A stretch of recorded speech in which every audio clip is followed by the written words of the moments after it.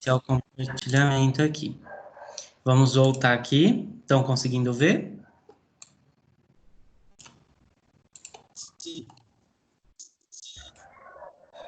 Então, aqui, ó, voltando, nós vamos falar um pouquinho sobre essas terminologias, né? Então, quando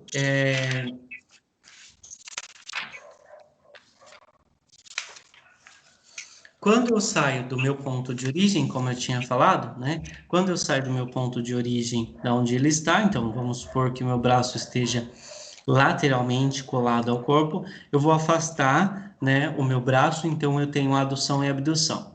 Se eu realizar um movimento de rotação, né, então eu estou rotacionando o meu braço, eu tenho dois lados para que ocorra essa rotação. Eu tenho a rotação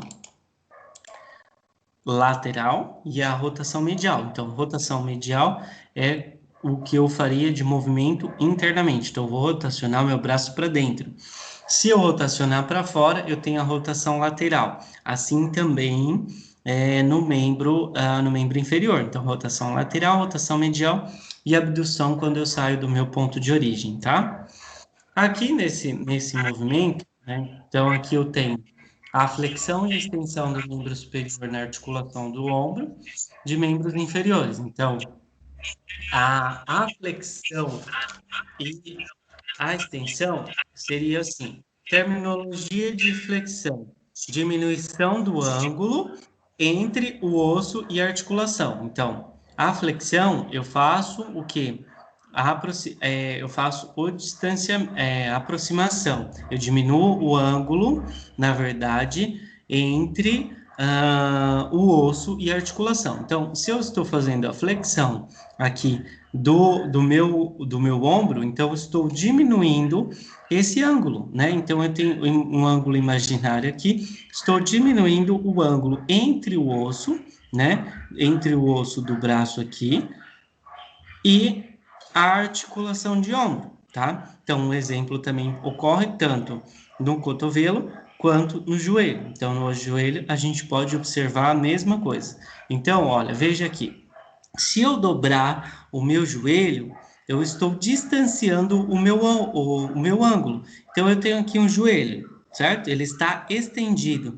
Então, ele está em flexão, tá? Então, ele está com a diminuição do ângulo entre a articulação e o osso, tá ok? Por isso que se chama flexão.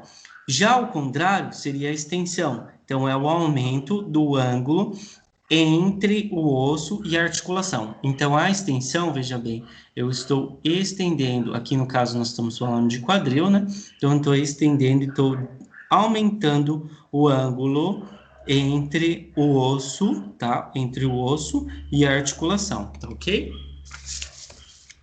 Aqui nós temos a extensão e a flexão de coluna, tá?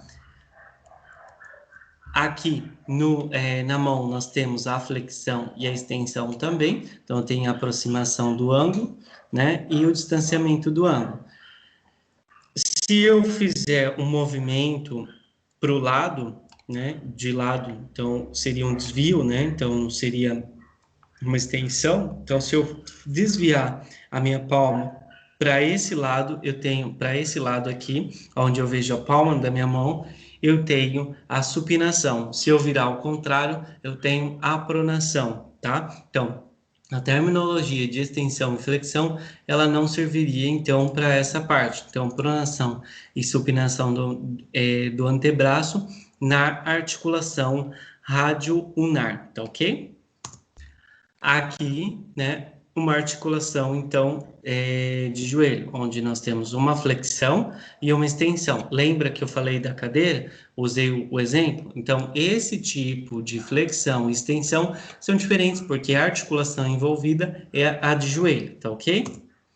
E aí nós temos a circundução, né? A circundução ocorre o movimento circular do membro inferior na articulação do quadril. Então, tem a articulação do quadril, eu faço a rotação medial e lateral, tá ok? Isso é a circundução. A inversão e a eversão é a articulação talocalcânea, né? Transversa do tarso. Então, quando eu volto o meu pé para dentro, para medial, eu tenho uma inversão. Quando eu volto o meu pé à posição normal, então eu tenho a eversão, tá? E aí, se eu coloco o meu pé para cima, eu tenho uma flexão dorsal. Se eu coloco o meu pé para baixo, na pontinha do pé, então, no caso, movimentos que a bailarina utiliza, né, que seria o pé de palhaço e o pé normal, eu tenho a flexão plantar, tá ok? E aí, no rosto, nós temos também dois movimentos, é a protusão e a retração da mandíbula. Então, se eu posiciono o meu queixo para frente, onde a minha arcada dentária vai passar, né? A arcada inferior vai passar da arcada superior, eu tenho uma protusão. Agora, se eu volto para trás, eu tenho uma retração, tá bom? E aí, resolvendo então a questão do polichinelo, nós temos os movimentos envolvidos, a adução, né? E a circundução da palma da mão, né? Por quê? Porque quando eu vou fechar lá em cima, eu tenho que circundar ela para fechar e bater a palma em cima. Depois eu volto. Então, eu realizo a adução e abdução no plano frontal, tá? E aí, vamos voltar aqui rapidinho, só para a gente verificar o eixo, né? O eixo que ocorre isso. Então, é, pensando naquele movimento, eu diria que ele ocorre no plano transversal, né? Porque ele faz a rotação, tá? E também ocorre no plano frontal, né? Porque ele faz a adução e abdução. Então, resolvendo aquela questão, o polichinelo, ele ocorre no plano frontal, onde ele faz a adução e a abdução dos membros inferiores e superiores, e ele também ocorre no eixo transversal, onde ele vai realizar a rotação interna e externa para fechar a mão lá em cima, certo?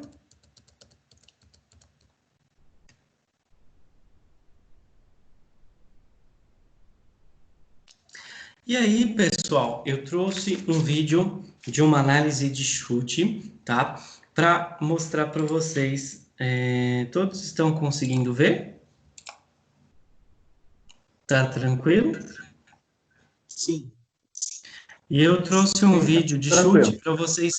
para vocês entenderem um pouquinho mais sobre essa questão cinesiológica do movimento e a importância de vocês na detenção do conhecimento da cinesiologia. É uma breve revisão de cinesiologia, mas dentro da anatomia.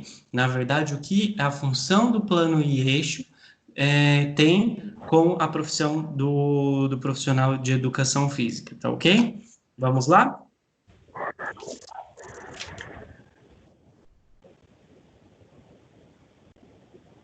Espera só um pouquinho, pessoal, que eu acho que o meu som saiu bem baixo, tá? Então, aí nós temos uma análise cinesiológica do chute, né? Nós observamos um chute frontal.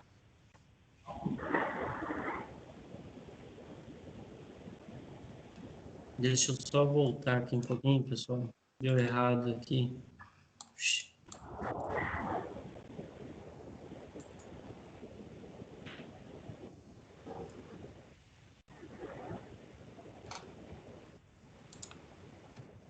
Deixa eu só tentar abrir em outra exibição.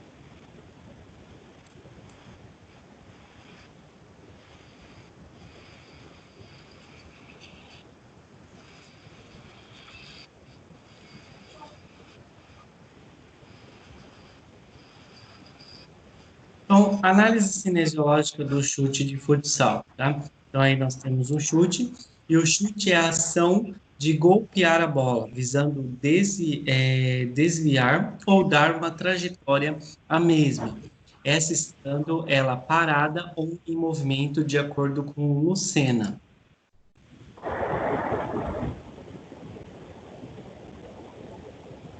Para melhor compreensão, essa análise foi dividida em três etapas. A fase de aproximação.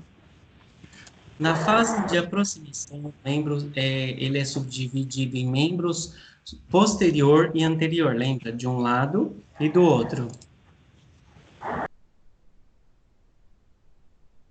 Então, aqui nós temos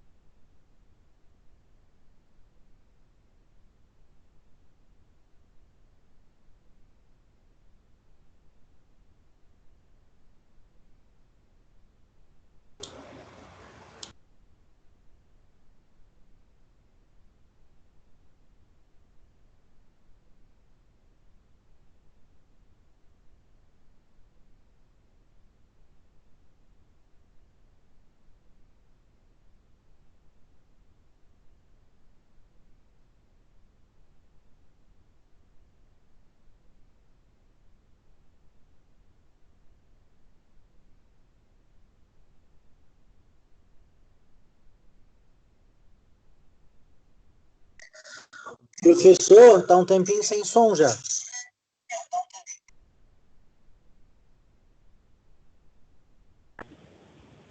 Ele desligou o microfone dele, tem que chamar ele aí. Ele desligou o microfone dele. Voltou? Ah, voltou. Perdão, gente, foi algum erro aqui. Pessoal, eu vou fazer o seguinte. Por conta do nosso tempo, eu vou compartilhar depois esse vídeo com vocês, tá? Para vocês darem uma observada um pouquinho melhor nessa análise cinesiológica do chute. Vocês deviam ter me avisado, poxa vida, que estava sem o som. Mas vamos dar continuidade. Eu vou postar para vocês depois desse vídeo, tá? Para que vocês tenham o conhecimento de quanto é importante a gente ter como detenção o conhecimento dos movimentos, né? Da flexão, da extensão, quais os músculos envolvidos, né? Quais as articulações estão sendo envolvidas nesse momento. Tá ok? Vamos lá? Voltando aqui, então.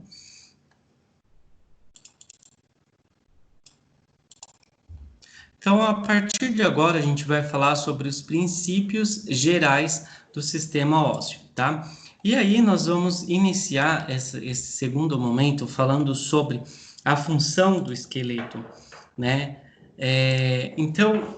O esqueleto, ele tem inúmeras funções e de extrema importância.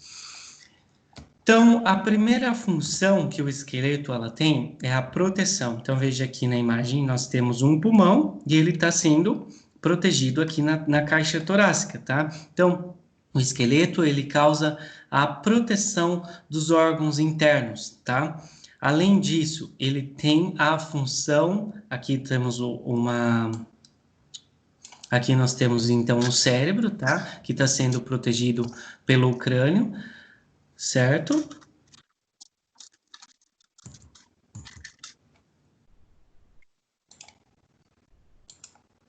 E aí nós temos a função do esqueleto de sustentação, né? Então, nós temos aqui a coluna, né? Que ela faz a sustentação do corpo. Então, uma das funções do esqueleto é a sustentação, tá? A outra função é o sistema de alavanca, então é o sistema esquelético, um dos responsáveis pelo movimento, né, que a articulação realiza, tá? Então, o sistema de alavanca é o sistema onde o corpo humano consegue realizar os movimentos que nós estávamos falando anteriormente, que seriam os movimentos de extensão, flexão. Então, o sistema de alavanca, ele ocorre entre o eixo e entre o plano, tá? É onde ocorre o estímulo de movimentação, tá ok? A fixação dos músculos, então, o sistema esquelético, ele tem a fixação do músculo, né? Então, ele vai fixar o músculo para que esse músculo consiga executar a movimentação, tá? Seja ela de extensão, flexão, de adução, de abdução, tá? Então, fixação do tecido muscular no sistema esquelético através de tendões, né? E de cartilagens envolvidas. A função de armazenamento de gorduras e minerais, né? Então, o osso, ele armazena, né? Gorduras e minerais, tá? Então, o osso, ele armazena o cálcio, o fósforo, para que eles sejam distribuídos a outras partes do corpo. Pode perguntar. Pergunta?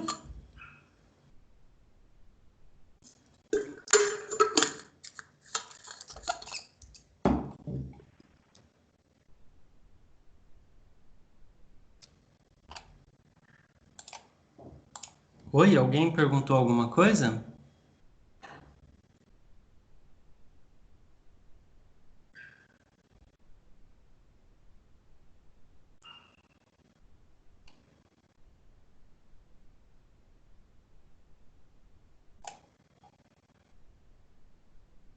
Não? Posso prosseguir? Vou prosseguir, então.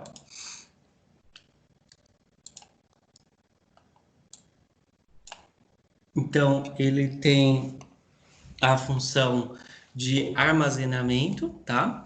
E ele tem também a...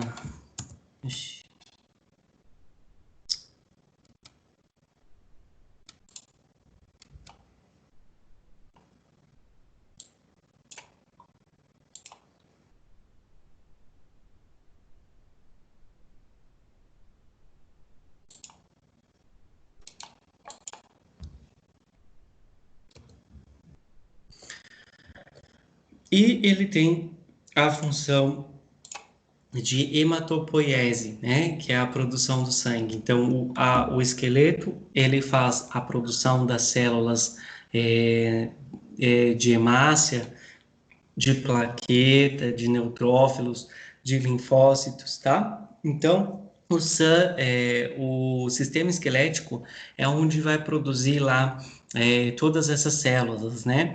Importante dizer que essa célula aqui, a célula de linfócito, ela é uma célula de defesa, tá? Então, a célula de defesa é a célula que vai combater, por exemplo, um vírus, que vai combater um fungo que estiver circulando dentro do organismo. Então, importante função do esqueleto é a produção, então, de células sanguíneas, a produção do sangue e de células de defesa, ok? Aí, nós vamos falar sobre os tipos e classificações ósseas. Então, nós temos um osso longo aqui, tá? Ele apresenta duas partes, né? A parte proximal e a parte distal. Essa parte proximal, lembra lá nos planos e eixos que a gente viu que tem uma parte proximal, né?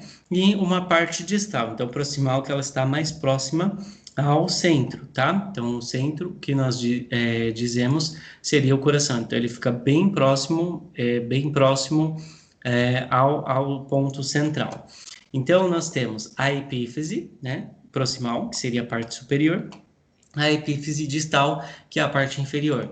E o corpo do osso, então, é a diáfase, tá? Então, o corpo do osso é a diáfase. Dentro, né, do osso, nós encontramos a medula, né, que é essa parte amarela, né? O amarelamento, então, é por conta da gordura e por conta do tutano. Temos a cavidade medular, né, onde vai ficar, então, a medula, e aí nós temos a epífise com medula óssea vermelha, é onde está as trabéculas ósseas, que são esses furinhos, tá ok? E aí nós temos os tecidos de revestimento, então esse revestimento aqui é o periósteo, tá? Então é o que reveste o osso, responsável pela inervação, responsável pela irrigação e responsável pela osteogênese. Então, a osteogênese é o processo orgânico de maturação e reconstituição óssea. Lembrem-se, atenção, cartilagem não possui periósteo, tá? Então, a cartilagem não possui esse tecido chamado periósteo. O periósteo, ele é composto por camada fibrilar, então ele é composto por fibras, tá? Então é uma camada mais externa e rica em fibras de colágenos, e uma camada celular mais interna que é rica em células. Pode falar. A cartilagem, ela não se regenera, então? Ou não?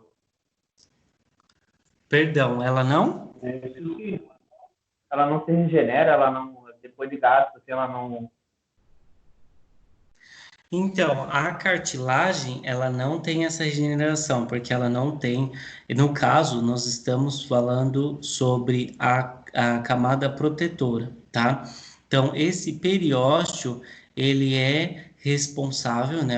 É um tecido, ele é um tecido de revestimento, tá? Então, ele reveste o osso, ele faz a compactação da inervação e a inervação logo faz a irrigação e ele é responsável pela osteogênese, é o processo orgânico de reconstituição, né? Reconstituição óssea.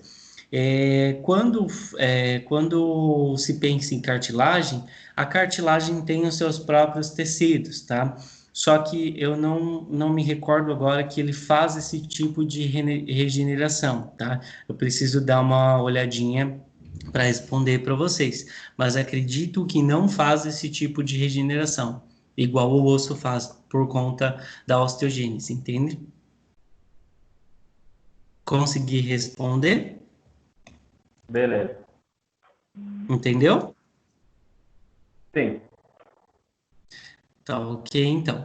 E aí, então, nós temos o endósteo, que é a parte interna, tá? O endósteo, então, é a camada de tecido conectivo, vascular, que reveste a cavidade medular. Então, é a camada de revestimento interna. Então, nós temos o periósteo, que é por fora, e o endósteo, que é por dentro, tá?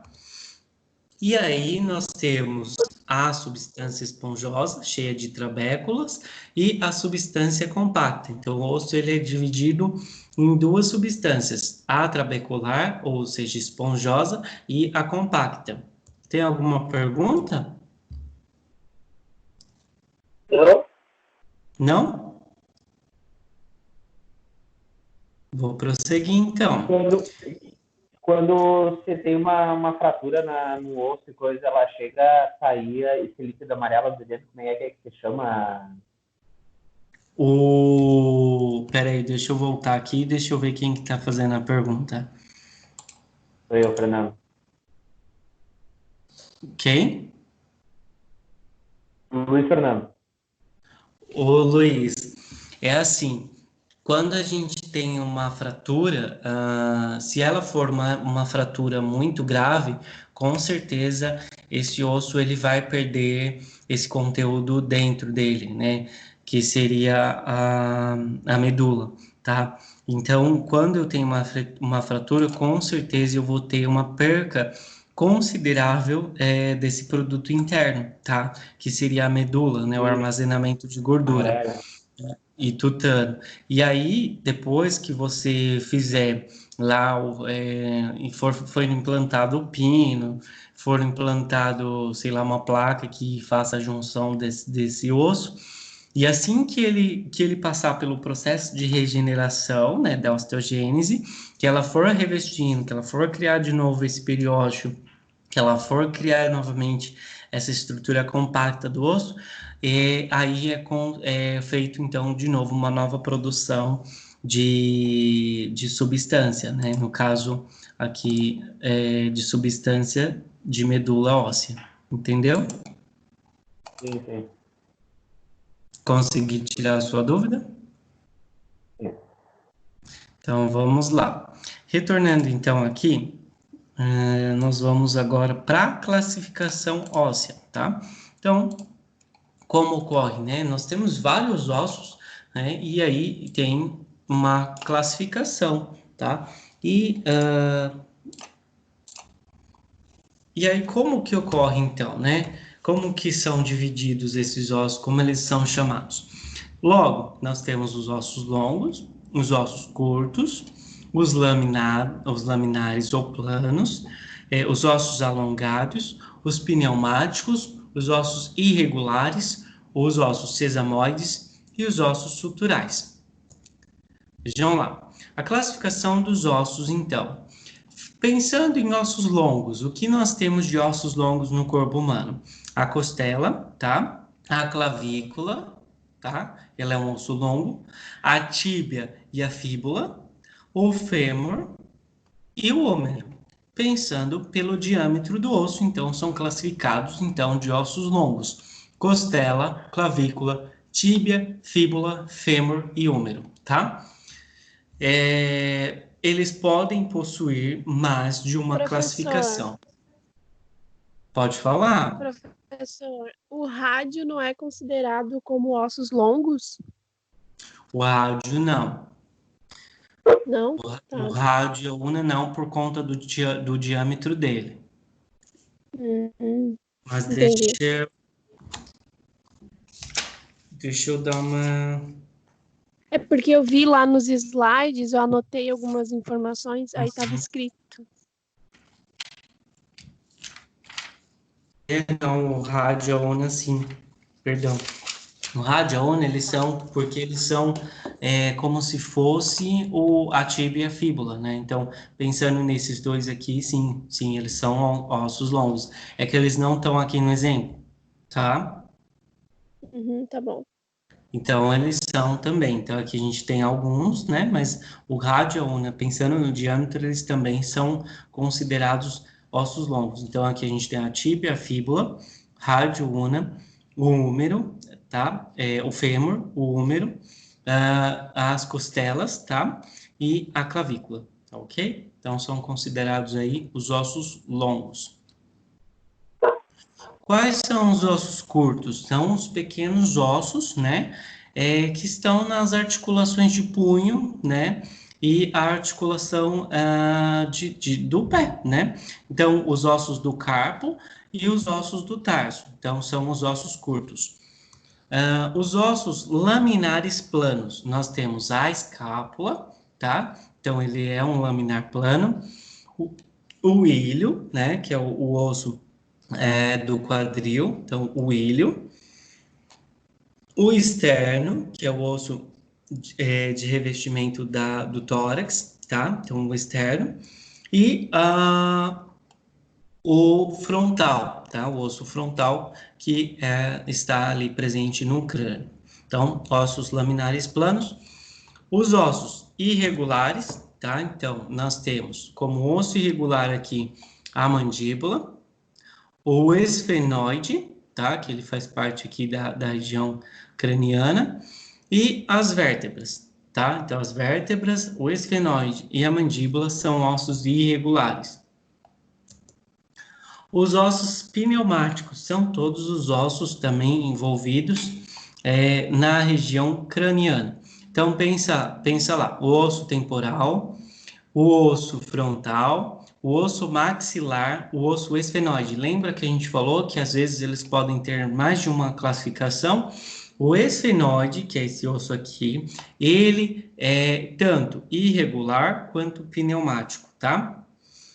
Os ossos sesamoides, né? O osso sesamoide, no caso, é o osso da patela. Então, ele é um osso considerado sesamoide, tá? Só esse tem essa classificação. E o osso hioide, Ô, que é um professor, osso que... Pode perguntar. O que significa patela? A patela, ela, na verdade, é o nome, tá? Então, patela é a nomenclatura óssea, né? E qual a função da patela? A patela, no caso, ela tem a função de proteção da articulação. Pensa-se que a articulação de joelho é uma articulação muito sensível, porque ela é uma articulação que ela recebe a sobrecarga do corpo, né? Então, aqui essa região, ela está sendo pressionada por todo o nosso, toda a nossa quilagem, todo o nosso músculo, toda a nossa gordura que está acima, né? Acima dessa região inferior está toda a nossa composição corporal. Então, aqui, a articulação de joelho é uma articulação que se dá muito problema, muito problema. E os profissionais de educação física recebem muito recuperações em relação a essa articulação, recuperação no sentido de fortalecimento. Então, quando a gente pensa nessa estrutura, ela é uma estrutura muito sensível. E a patela, então, ela faz a proteção da articulação, entendeu? Porque ela fica muito exposta, ela fica muito sensível a qualquer coisa, né? Então, por exemplo, se o indivíduo cair, com certeza ele vai bater primeiro o joelho, dependendo da situação. Não é o caso da articulação de quadril, porque está envolvido, né? Então, a patela tem como se a mesma função aqui do olecrano, que é a proteção da articulação. Consegui responder? Sim, perfeito. O osso ilhoide, então, ele é um osso de sustentação, né? O osso que faz a sustentação ali da região de traqueia, né? Então, ele fica logo abaixo do pescoço, né? Então, ele faz a função de sustentação ali dessa região. Alguma pergunta?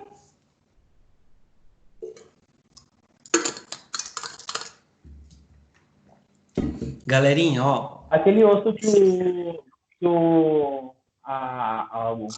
os masculinos têm embaixo do queixo ali, que é mais saliente, aquilo ali seria um osso? O que seria? O É gogó? um osso, sim. Ele é chamado pomo de Adão, que é esse osso ilhoide aqui, ó. Só que na mulher ele não é tão desenvolvido, entendeu? Ah, aham. Galerinha, ó, o seguinte, agora, deixa eu fechar isso aqui.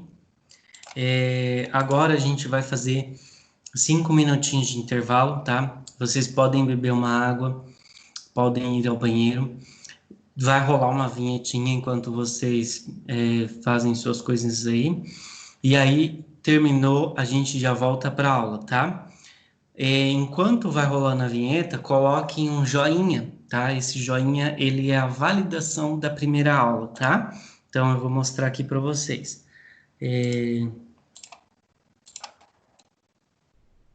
Aqui.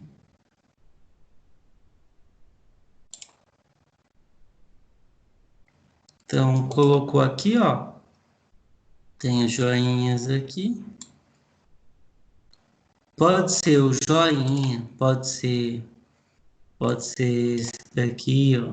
Pode ser esse, pode ser esse, pode ser esse, tá? Não sei porque não tá. Então, coloquem aí, isso daí faz a validação da presença de vocês da primeira aula, tá ok? Vou soltar então a vinhetinha.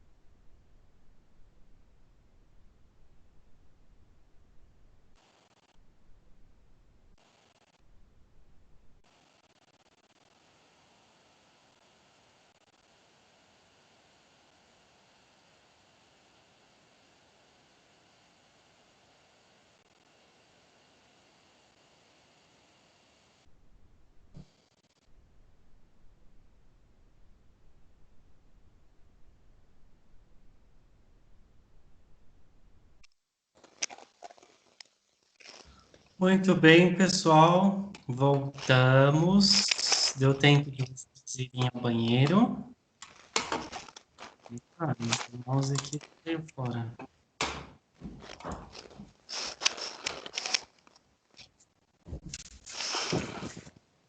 Beber uma aguinha.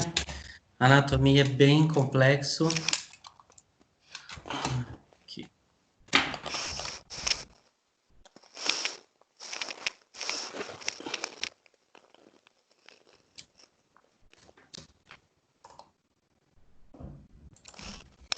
Voltei aqui.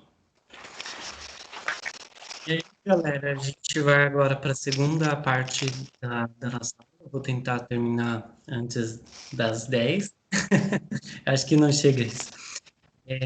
E aí, vamos então. Vocês têm alguma pergunta? Ficou alguma dúvida do primeiro momento da aula? Se quiser, pode perguntar.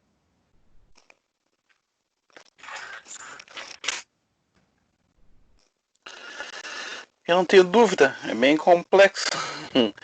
Tem... É bastante coisa, né? Muita coisa para 4 aulas, é muita coisa. Mas vai dar certo, vamos conseguir vencer. Vamos lá, pessoal? Mas Pode falar. ciências moleculares e celulares também já foi assim, era bastante coisa, bem complexo, e 4 aulas foi pouco, mas tem que fazer Só um que resumo e tentar... a diferença é que as ciências moleculares, ela vai um pouco para tecido, né? Então, vocês acabam vendo um pouco sobre a estrutura microscópica, né?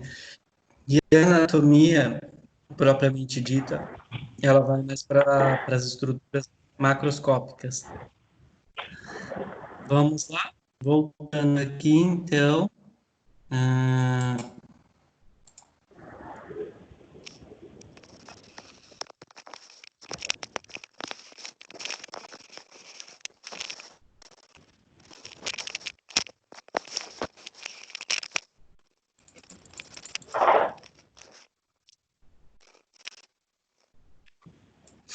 Então, agora a gente vai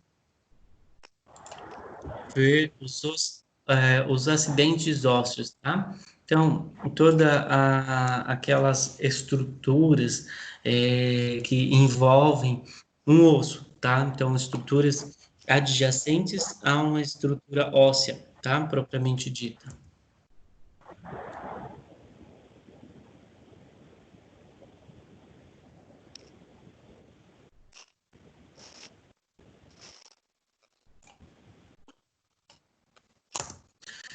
Então, características ósseas superficiais, né?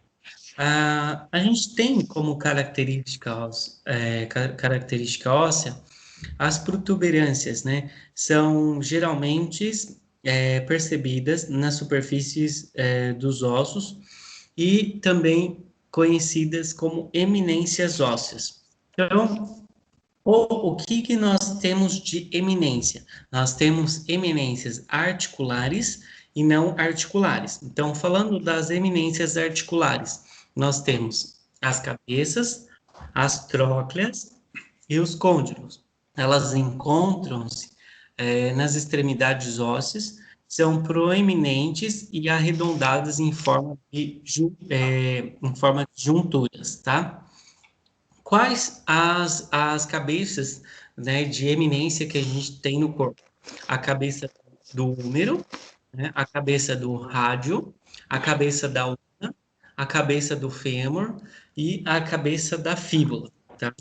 Então, nessa imagem aqui, nós temos, então, aqui a cabeça do úmero. Aqui, no raio-x, a gente consegue ver, então, essa cabeça. Então, ela é uma eminência, tá? Então, ela é bem aparente, ela consegue ser visível, tanto por uma imagem radiográfica, né, quanto na estrutura macroscópica. Aqui a gente tem, então, a outra, né, cabeça do úmero.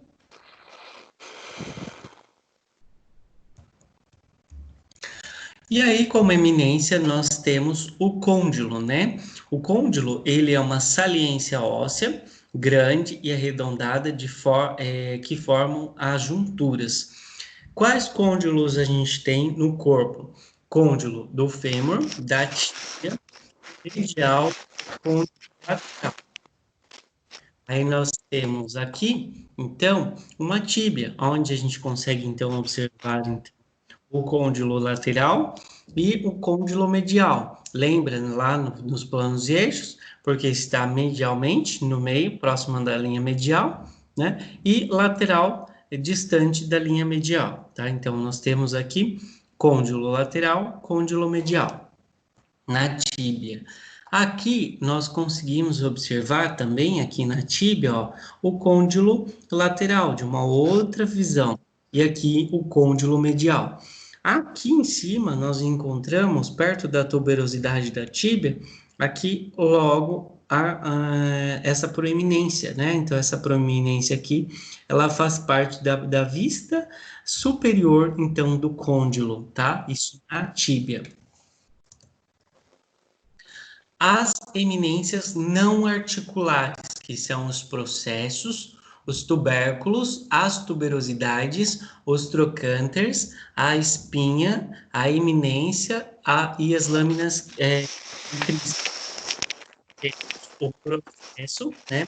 Qualquer saliência óssea acentuado. O exemplo de um processo é o processo estiloide da una.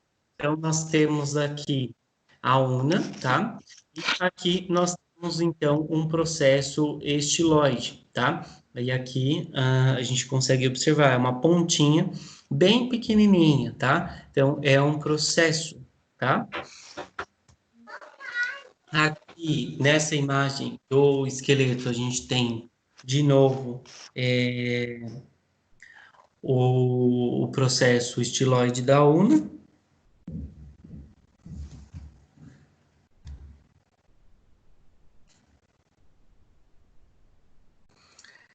E aqui a gente consegue ver de novo, né, a cabeça da una e o processo estiloide dela.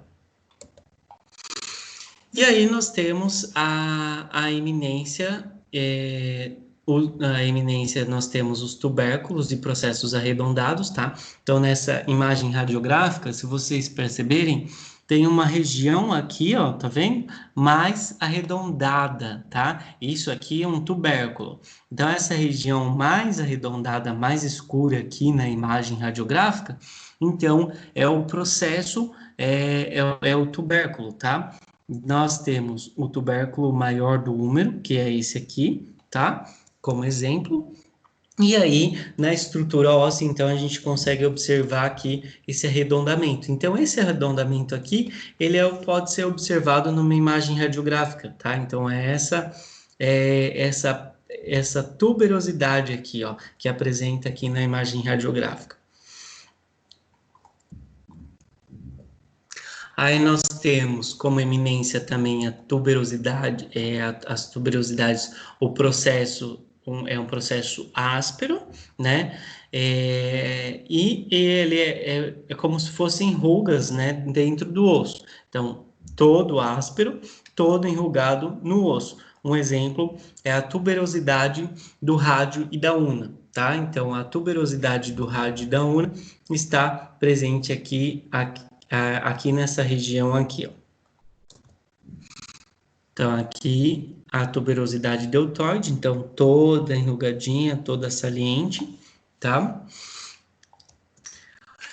Nós temos o trocânter, tá? Que é um processo maciço e é encontrado apenas no fêmur, tá? Então, nós temos o trocânter apenas no fêmur. E um exemplo de trocânter é o trocânter maior e o trocânter menor do fêmur, tá? Então, aqui a gente tem a estrutura de trocânter, tá? Aqui, na verdade, é a crista. Aqui, todo o trocânter maior do fêmur. E aqui a gente tem o trocânter menor do fêmur, tá? Então, essa saliência aqui do fêmur, onde vai ser encaixado no quadril, né? Então, é o trocânter. Aí, lembra que uma aluna me perguntou sobre o osso sobre o osso da patela, basicamente a patela seria como esse processo aqui do trocânter. Então, aqui nós temos como processo o trocânter que faz o que? A proteção da articulação. A cabeça do fêmur vai se articular lá no quadril, né? Ligado pela fóvea, né? A fóvea que vai fazer o ligamento desse osso daqui. E aí, o que acontece? Esse trocânter aqui, ele faz o que? A proteção da articulação, tá ok? Então, aqui, ó, lembra? Então, ele faz toda a articulação aqui, e esse o trocânter, ele é o que vai fazer essa proteção para que não sobrecarregue a articulação, para que essa articulação fique bem protegida, tá? Aí nós temos a depressão, como diz o nome, né? Uma escavação óssea, tá? Ela pode fazer parte de uma articulação, como também pode servir para uma inserção, ou seja, inserção é onde vai se inserir o músculo, tá? Ou um músculo, ou pode ser uma inserção muscular, ou uma inserção ligamentar para permitir a passagem de nervos e vasos. Então, como depressão, nós temos depressão articulares, a cavidade glenoide e o acetábulo. Então, aqui nós temos, aqui, ó, a cavidade glenoide da escápula, tá? Então, essa daqui é uma depressão. Também temos como depressão não articular, que é a fossa, sulcos e canais. Um exemplo disso